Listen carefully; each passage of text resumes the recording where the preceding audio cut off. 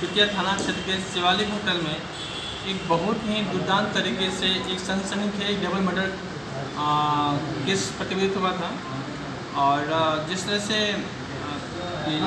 दुर्दांत तरीके से और बहुत ही खौफनाक तरीके से घटना को अंजाम दिया गया था और जिस तरह से इसको मतलब देखा जा रहा था तो काफ़ी विभत्स प्रतीत हो रहा था। मामले की संवेदनशीलता को देखते हुए एसपी सिटी साहब अंशुमन जी और डीएसपी सिटी दीपक जी और हमारे थाना प्रभारी वेंकटेश जी, साथ ही सब इंस्पेक्टर दीपक, जितेंद्र और चंदन के ओवरऑल सिटी एसपी नेतृत्व में एक टीम गठित की गई थी।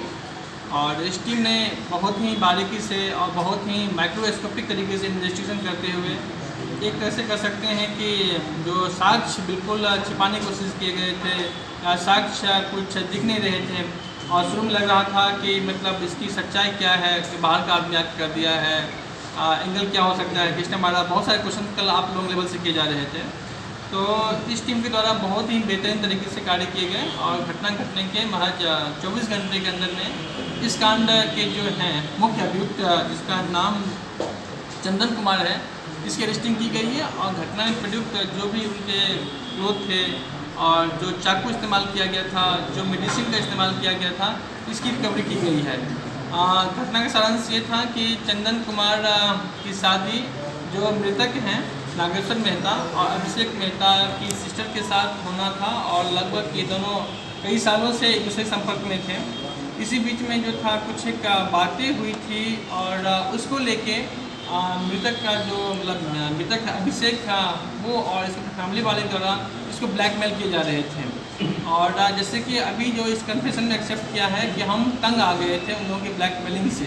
हमारे पास पैसे थे जो हमारे पिताजी और माताजी जो मरे थे तो पैसे हमको मिले थे और इनको पता था मेरे पैसे हैं, तो लगातार कई सालों से ब्लैकमेलिंग हो रहा था और फिर से लगातार प्रयास किए जा रहे थे। तो ऐसे नहीं करोगे तो ये कर देंगे, ऐसे नहीं करोगे तो वो कर देंगे।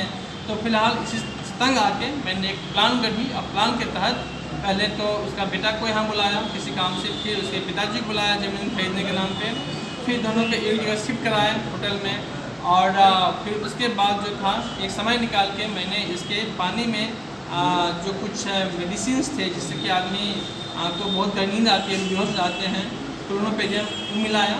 और उसके ओवरडोज होने के बाद जब मैं आश्वस्त हो गया कि अब बिल्कुल आपने देखा भी होगा, सुना भी होगा कि जो था किसी व्यक्ति की हत्या की जा रही है, चाकू चल रहे हैं तो आदमी रिएक्ट करता है, लेकिन बिल्कुल रिएक्शन नहीं था।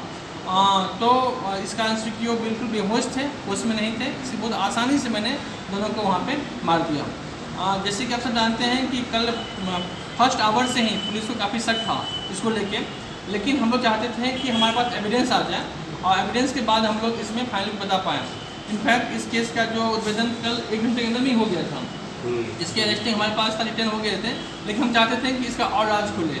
संभव हम लोगों ने एक दूसरी चाल से इन्वेस्टिगेशन दूसरी रूपरेखा दिया ताकि इसके लेवल से कुछ इन्वेस्टिगेशन में बातें आएँ और सेम टाइम पे इसको लगा कि पुलिस हमको निर्दोष मान के चल रही है, हम पुलिस सपोर्ट करेंगे।